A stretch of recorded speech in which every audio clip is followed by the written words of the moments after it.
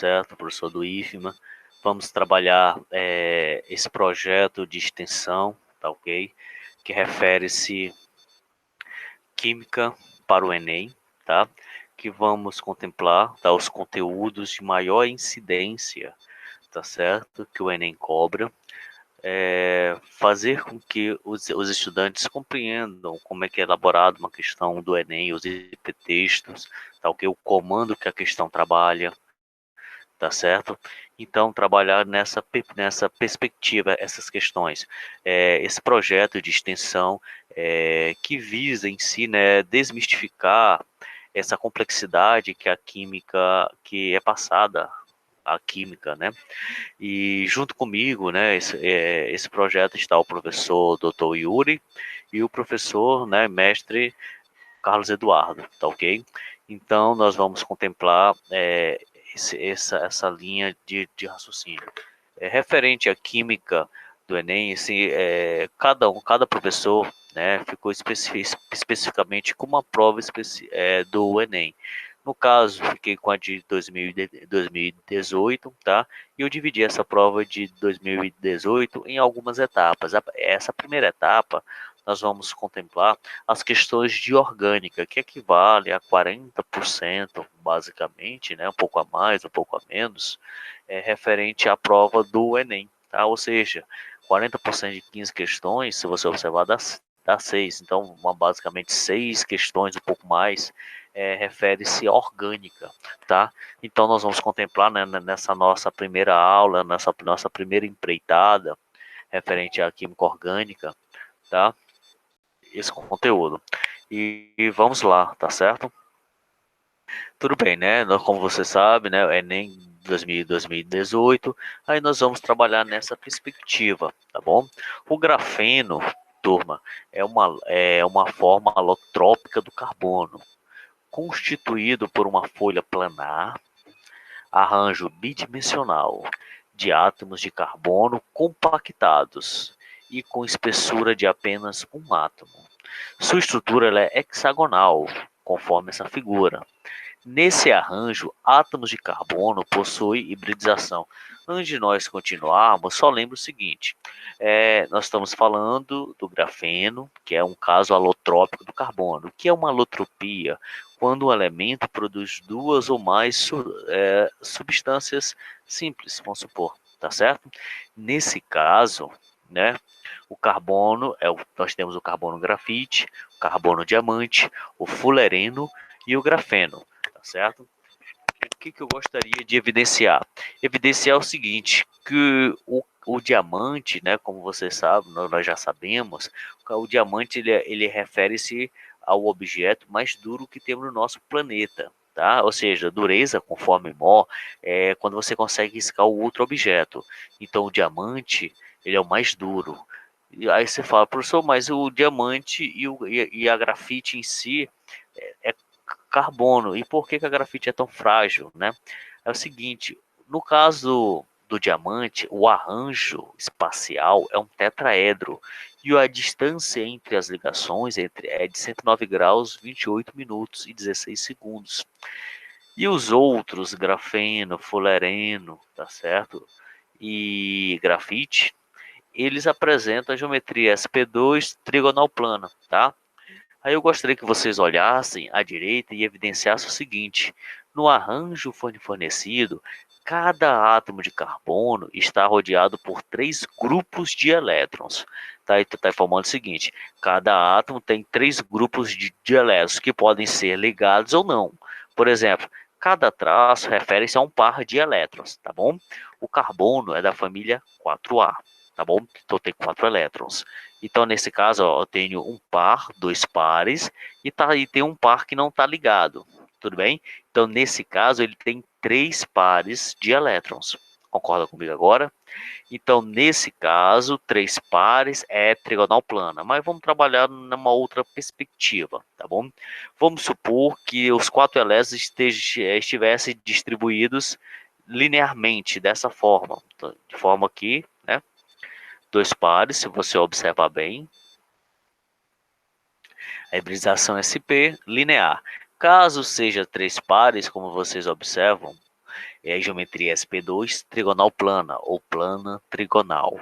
Caso ele apresente 4 pares, né? Os 4 do carbono e os outros 4 de quem está ligado a ele, né? A geometria SP3 e é tetraédrica, tá bom? Então, como a figura do grafeno tem 3 pares, então é trigonal plana, SP2. Por esse motivo, a alternativa contemplada na respectiva pergunta, né, pelo respectivo problema, é a letra B.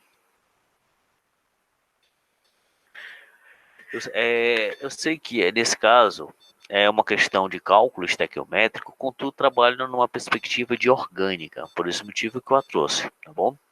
É o seguinte, pesquisadores desenvolveram uma nova e mais eficiente rota sintética para produzir a substância atorvastatina, empregada para reduzir os níveis de colesterol. Segundo os autores, com base nessa descoberta, a síntese da atorvastatina cálcica, que apresenta a fórmula CaC68F2N4O10, de massa molar 1154, é realizada a partir de um éster, que o nome desse éster é 4-metil-3-oxo-pentanolato de metila, cuja fórmula é C7H12O3, e a massa molar desse éster é 144. Olha, o rendimento não é 100%. Ele fala o seguinte, que nessa reação de converter o éster nessa atorvastatina, o rendimento é de 20%. E a proporção do composto que vai reagir, do composto formado, é de 1:1. Considere o processo descrito a massa em grama de atorvastatina cálcica obtida a partir de 100 gramas do éster é. Tá, turma, vamos só recordar como é que é orgânico, que fiz questão, aqui é uma função mista, porque tem duas funções orgânicas. Professor, qual é a principal, né? Nesse caso, considerado como principal é o éster, o ácido carboxílico, tá? O aldeído. São funções de extremidades, né, que são consideradas quando tem uma outra função orgânica ligada como principais. Nesse caso, então, esse carbono é o carbono número 1, que é o do éster. Então, fica 1, 2, 3, 4, 5. No terceiro carbono, se vocês observaram, eu tenho uma outra função, uma cetona, tá? E a cetona em si utiliza-se, aqui não é grupo principal para terminar em ona, aqui ele entra como secundário. Então, nesse caso, usa-se o prefixo oxo. Então, está no terceiro carbono. Então, usa assim, 4-metil, que representa um carbono substituinte, 4-metil, 3-oxo, pentanoato, que a cadeia principal tem 5 carbonos, ou ato é o sufixo do éster, e esse radical metil ou metila. Considerando o processo descrito, a massa em grama de atorvastatina cálcica, obtida a partir de 100 gramas do éster. Então, utilizou 100 gramas do éster, quanto que ele produz desse composto. Então, é um cálculo estequiométrico, uma regra 3 simples, porque ele te deu a massa do éster e te pede a massa da atorvastatina, certo? Em 100 gramas. Então, ele já te deu as massas molares para não ter problema. Então, você monta a relação massa versus massa. A massa do éster, 144. A massa da atorvastatina, 1154. Em 100 gramas do éster, quanto que de atorvastatina eu tenho? X, meios pelos extremos. Ao multiplicar, ao dividir, deu 801,4 gramas. Tá, esse valor é o valor da atorvastatina em 100 gramas de éster. Tá, isso caso fosse 100% de rendimento dessa transformação de éster em atorvastatina. Contudo, a questão foi bem clara, só foi 20% com convertido.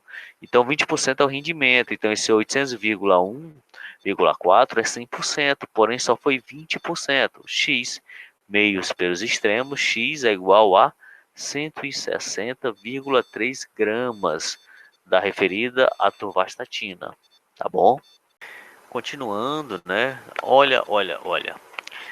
Para serem absorvidos pelas células do intestino humano, os lipídios ingeridos precisam ser primeiramente emulsificados. Nessa etapa da digestão, torna-se necessária a ação dos ácidos biliares, visto que os lipídios apresentam uma natureza apolar e são insolúveis em água. Tudo bem? Vamos trabalhar nessa perspectiva. Vou ler novamente a parte que vai nos interessar. Os lipídios ingeridos são emulsificados. Nessa etapa da digestão, torna-se necessário os ácidos biliares, visto que os lipídios têm natureza polar e insolúvel. Então, quer dizer que esses ácidos biliares, ele tem um caráter duplo, um caráter anfifílico, um caráter que ele vai ter apolar, pois eles vão se conectar aos lipídios, e o caráter polar, que vão se conectar à água. Então, essas moléculas que têm caráter duplo, polar e apolar, nós chamamos de anfifílico. E o que é anfifílico são os ácidos biliares, não os lipídios. Tudo bem? Então, nesse caso, os ácidos biliares vão agir como detergentes, tá? Porque é um caráter, o detergente tem caráter hidrofílico e hidrofóbico. O hidrofóbico é aquele que tem afinidade com a parte apolar, que é a parte da cadeia carbônica. Hidrofílico é a extremidade dele, que tem afinidade com a água. Então, a alternativa que contempla o comando que essa questão traz, que refere-se aos ácidos que atuam no processo, esses ácidos biliares, é a letra B, tá? Opa, tá aqui.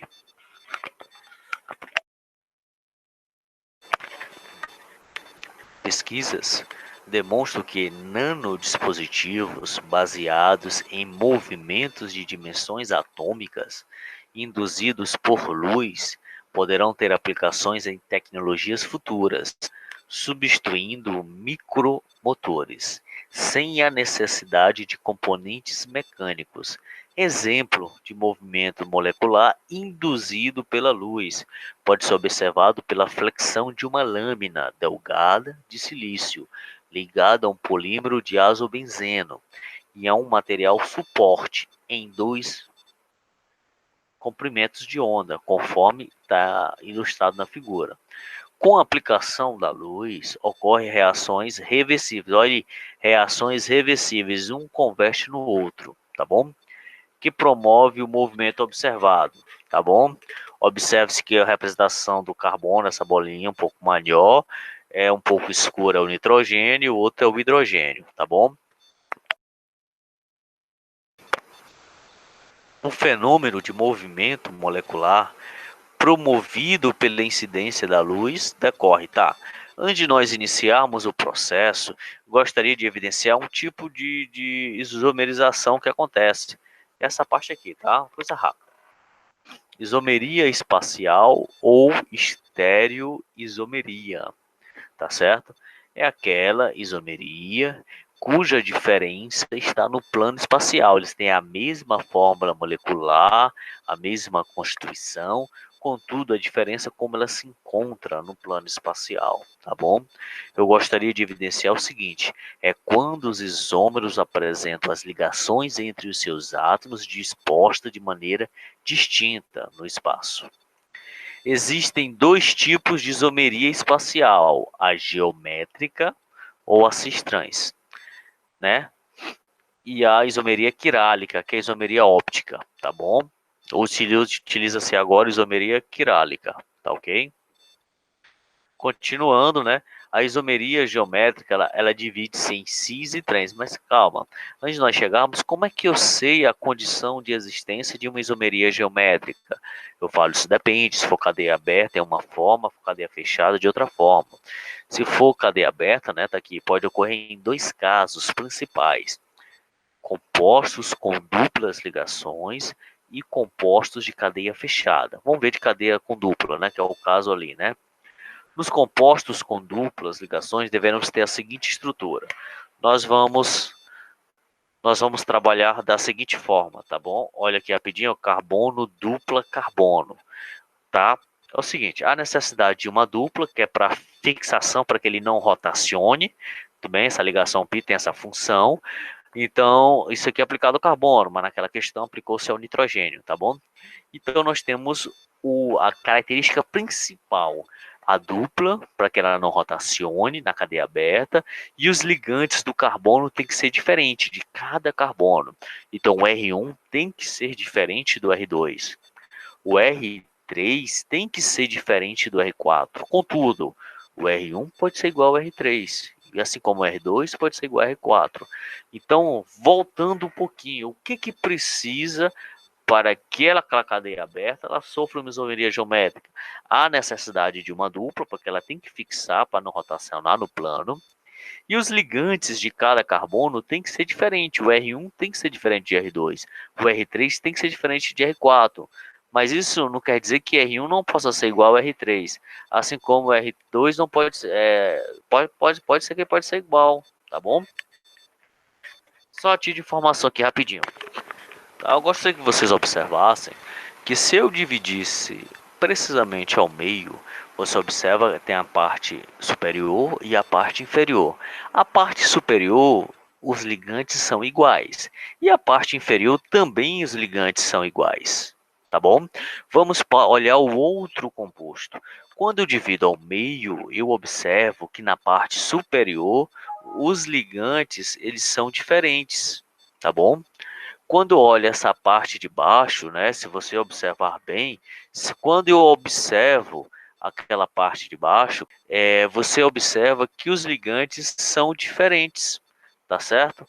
E nesse caso, quando os ligantes são diferentes, aí nós temos uma característica específica, quando eles são iguais e quando eles são diferentes, tá bom? Olha aqui, ó. Quando eles são iguais na parte superior e inferior, nós chamamos de isomeria cis, né? Que situação se enquadra, professor? Cis quer dizer que os mesmos ligantes encontram-se no mesmo lado, no mesmo plano espacial, tá bom? É o caso aqui, a estrutura que apresenta os átomos de hidrogênio no mesmo lado do plano. Forma cis, né? Geralmente os átomos iguais, pode ser que eu utilize o etil também, né? Um outro composto. É igual aqui, ó. Divide-se aqui, você observa, né, que na parte superior os ligantes são diferentes, tanto na parte superior como inferior, chamamos de trans. A estrutura que apresenta os átomos de hidrogênio em lados opostos do plano, é a forma trans, tá? Então, voltando para aquela questão, turma, tá aqui só para relembrar, você pode trabalhar da seguinte linha. Se você observar o nitrogênio, como você observa, que é nesse caso aqui dos dois, o nitrogênio está em posições distintas, né? Olha a forma que ele se encontra, o nitrogênio, na posição trans. Olha como ele se encontra na posição cis, tá certo? O que você pode afirmar com isso aqui, né? Que na isomerização de trans para cis, tá certo? Olha, quando ele transformou trans em cis, o comprimento de onda foi menor. Contudo, quando ele transforma de cis para trans, ele aumenta o comprimento de onda. Concorda comigo? Então, a isomerização das ligações nitrogênio dupla nitrogênio, sendo a forma cis é a forma mais compactada, pois já tem menor comprimento de onda, tá bom? Do que a trans. Por esse motivo, a alternativa que contempla é a letra B, tá bom? Só um momento. Vamos lá, novamente. Trabalhando nessa mesma perspectiva, né? O Enem gosta muito de cobrar essa parte de isomeria, cis-trans, isomeria, quirálica. Nós vamos trabalhar, né, nessa mesma linha também, nessa prova aqui, tá? Tá aqui. As abelhas utilizam a sinalização química para distinguir a abelha rainha de uma operária, sendo capazes de reconhecer diferenças entre as moléculas. A rainha produz um sinalizador químico conhecido como ácido 9-hidrox-DEC-2-enoico, enquanto as abelhas operárias produzem o ácido 10-hidrox-DEC-2-enoico. Nós podemos distinguir as abelhas operárias e rainhas por sua aparência. mas entre si elas usam outro mecanismo de sinalização química para perceber a diferença. Tá aqui, né, o hipertexto, né? Agora vamos para o comando da questão. As moléculas dos sinalizadores químicos produzidos tanto pela abelha rainha quanto pela operária possuem uma diferença. Aí qual é o nosso objetivo? Você utiliza-se o nome 9-hidrox-DEC-2-enóico, que é a fórmula, é a nomenclatura da fórmula, e transforma numa fórmula estrutural, né? DEC de 10 carbonos, como vocês observam. Óico é a função ácido, o grupamento do ácido carboxílico. 2, porque a dupla está entre o segundo e o terceiro, está aqui. 9, hidróxido, ou seja, a hidroxila está no nono carbono. Pronto, fechou. Ácido 9-hidrox-DEC-2-enóico. Vamos para outra linha, por outra perspectiva, né? Ácido, né, 10-hidrox-DEC-2-enóico. Primeiro passo, DEC de 10. Cadeia principal com 10. Óico é o grupamento do grupo carboxílico, ácido, tá aqui. Quer dizer que a dupla está entre o segundo e o terceiro carbono. Tudo bem? 2N, tá aqui a dupla entre o segundo e o terceiro. E 10 quer dizer que a hidroxila está no 10º carbono da cadeia principal. Beleza, professor. Então, se nós observarmos, esse composto ele tem a mesma fórmula molecular, mesma quantidade de carbono, hidrogênio e oxigênio, tudo bem? E a única distinção que nós podemos visualizar nesse composto é a posição da hidroxila, que está do nono carbono na abelha rainha e no 10º carbono na operária, na abelha operária. Então a diferença está na estrutura, ou seja, na constituição dessa molécula, tá ok? Por esse motivo, né, a alternativa que contempla, né, o comando dessa questão é a letra A, fórmula estrutural. Tudo bem, turma? A hidroxilamina N2OH é extremamente reativa em reações de substituição nucleofílica, justificando sua utilização em diversos processos. A reação de substituição nucleofílica entre o anidrido acético e a hidroxilamina está representada. O produto A ele é favorecido em relação ao B por um fator de 10 a quinta. Tudo bem? Ou seja, o A ele é um fator da sua velocidade para que produza essa reação é 10 a quinta vez maior do que o B. Tudo bem? Então, em um estudo de possíveis substituições do uso da hidroxilamina, foram testadas moléculas de 1 a 5. Dentre as moléculas, qual delas apresentou menor reatividade? Primeiro passo, está aqui o anidrido acético, a reação com a hidroxilamina, ele produz, se você observar, o ácido acético.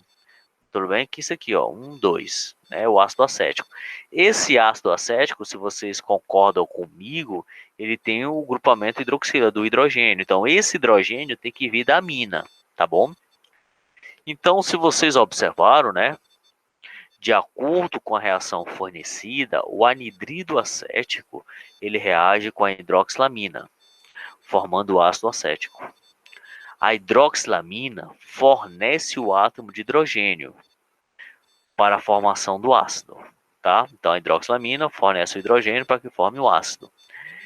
Tudo bem, as substâncias 1, 2 e os hidrogênios disponíveis do ácido acético se encontram onde? Se você observar, tanto a 1, a 2, a 3 e a 5, todas elas têm um hidrogênio disponível para que reaja, tá certo?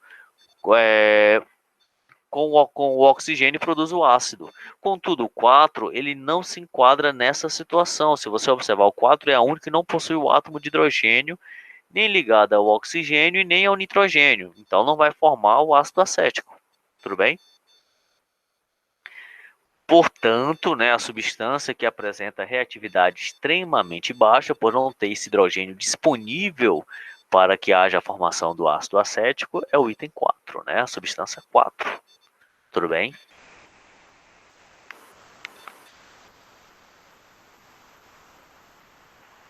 Tudo bem? Vamos lá. Tensoativos são compostos orgânicos que possuem comportamento anfifílico. Esse comportamento é aquele comportamento polar e apolar, tá bom? Ou seja, ele possui duas regiões, uma hidrofóbica e a outra hidrofílica. O principal tensoativo aniônico sintético surgiu na década de 40. Opa! E teve grande aceitação no mercado de detergentes, em razão do melhor desempenho comparado, tá certo, ao do sabão, esse detergente. Contudo, né, no entanto, o uso desse produto provocou grandes problemas ambientais. Dentre eles, a resistência à degradação biológica. Então, não é biodegradável. Por causa de quê? Por causa do que ele não é biodegradável, né? Por causa dos diversos carbonos terciários que a cadeia carbônica o compõe, fazendo a parte hidrofóbica, aquela parte que não tem afinidade com a água, né? Nesse caso, desse tensoativo aniônico. As ramificações na cadeia dificultam sua degradação, levando à persistência no meio ambiente por longos períodos. Isso levou, tá certo, a sua substituição na maioria dos países por tensoativos biodegradáveis, ou seja, de cadeias alquílicas lineares. Olha, eu vou deixar vocês analisando esse contexto, porque ele trabalha na seguinte linha. Ele trabalha na linha, tudo bem, que qual a fórmula do tensoativo persistente no ambiente mencionado no texto.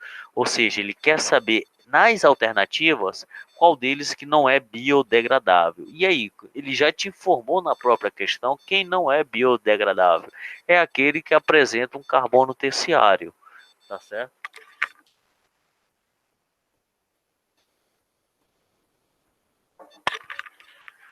Então, deixa vocês analisando um pouquinho, né, para vocês verificarem.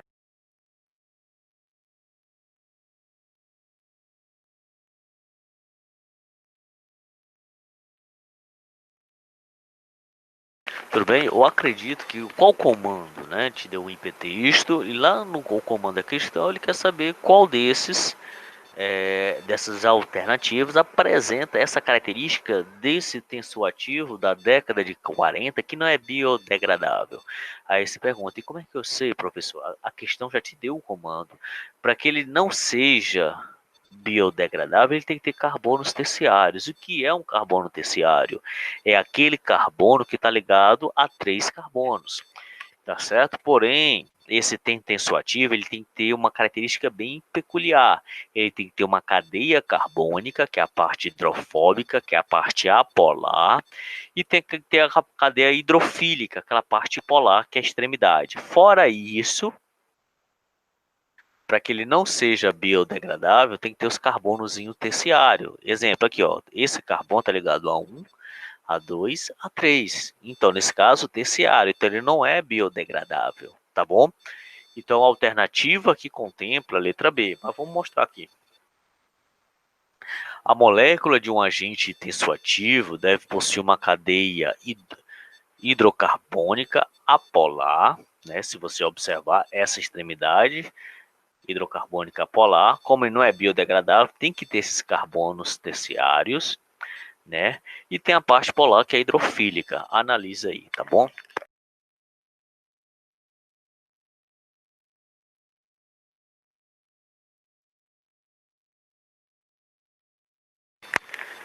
Tudo bem, né? Vamos lá. Olha. Vem a outra questãozinha de isomeria, tá? Vamos analisar comigo ela, tá bom? Várias características e propriedades de moléculas orgânicas podem ser inferidas analisando a sua estrutura, a sua fórmula estrutural. Na natureza, alguns compostos apresentam a mesma fórmula molecular e diferentes fórmulas estruturais. São os chamados isômeros, tá bom? O que são isômeros? São compostos, tá? São compostos que apresentam a mesma fórmula molecular e a distinção está no plano espacial. Olha o comando da questão. Entre as moléculas apresentadas, qual delas acontece a isomeria, tá? Dessas duas. Analise para mim.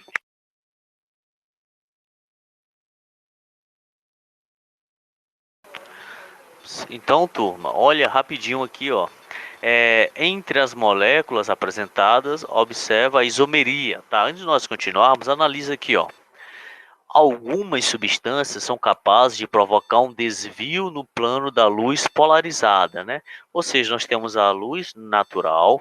Essa luz natural é uma luz que ela vibra em todos os sentidos, né? Precisamos de uma luz que ela vibre somente em um único sentido, tá bom? Então, quando ela vibra em um único sentido, ela pode ser destrógena ou pode ser levógena, tá bom? Continuando, né? Então, nesse caso, se você observar, existe uma condição, tá? Essa condição é que ela tenha um carbono, que nesse carbono ele provoca o desvio da luz polarizada, tá ok? Então, esse carbono que provoca o desvio da luz polarizada, nós chamamos de carbono assimétrico, tá bom?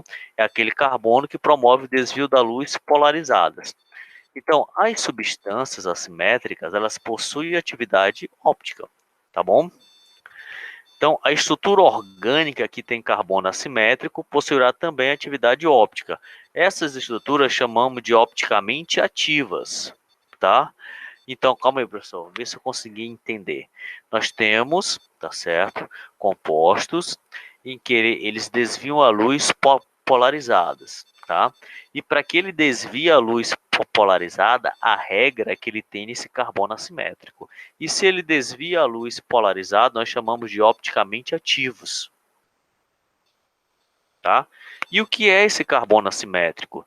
Carbono assimétrico é aquele carbono que está ligado a 4 ligantes diferentes. Analise comigo.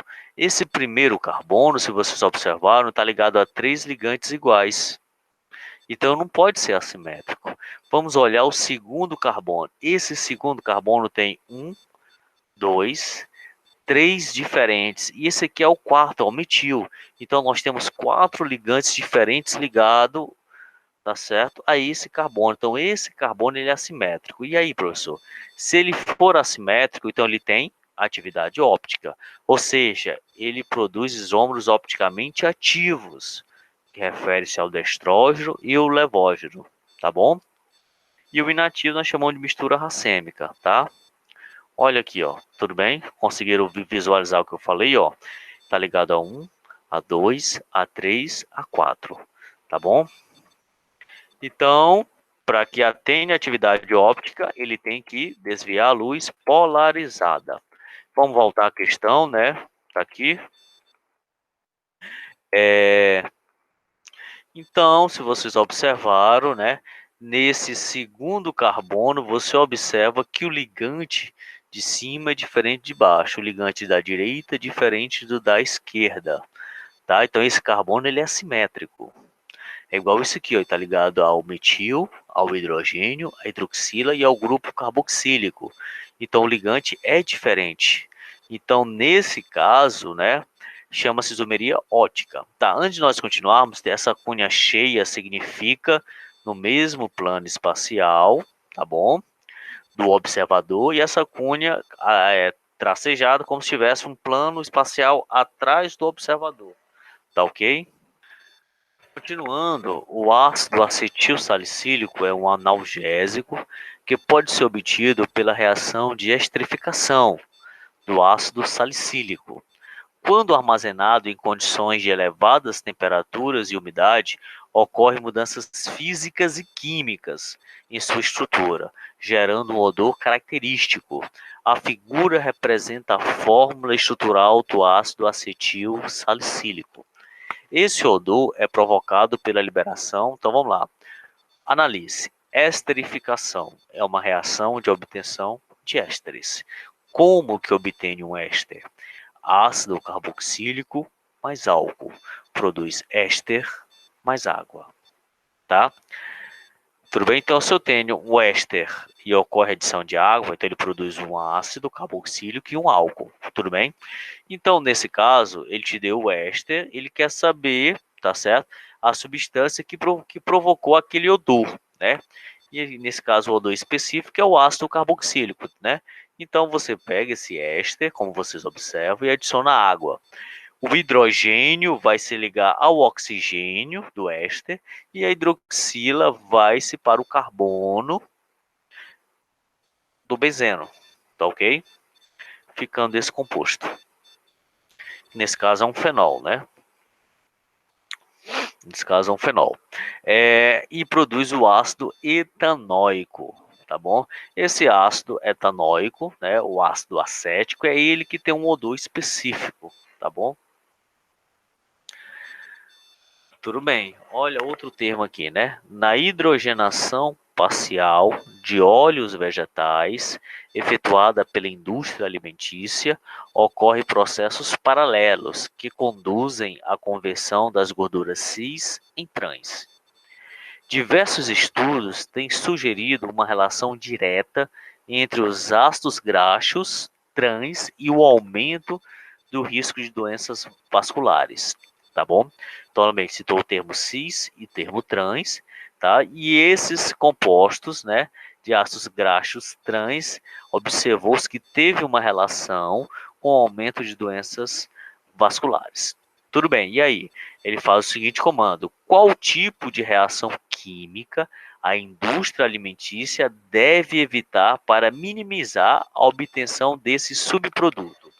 Tá, o que acontece? Não é um subproduto trans, concorda comigo? Então ele converte cis em trans. Então o que acontece? Ele tem que procurar meios, formas, essa indústria alimentícia, de evitar essa isomerização, que é transformando cis em trans. Ou seja, a formação dos isômeros do tipo trans nesse processo de hidrogenação de óleos vegetais. Tá certo? Conforme o texto, são considerados prejudiciais à saúde. Continuando, olha essa perspectiva, né? Em derramamento de óleo no mar, os subprodutos, né, os produtos conhecidos como dispersante, são usados para reduzir a tensão superficial do petróleo derramado, permitindo que o vento e as ondas quebrem a mancha em gotículas microscópicas. Estas são dispensadas pela água do mar antes que a mancha de petróleo atinja a costa. Na tentativa de fazer uma reprodução desse efeito em casa, um estudante prepara um recipiente contendo a água e as gotas do óleo. Há disponível apenas azeite, vinagre, detergente, água sanitária e sal de cozinha.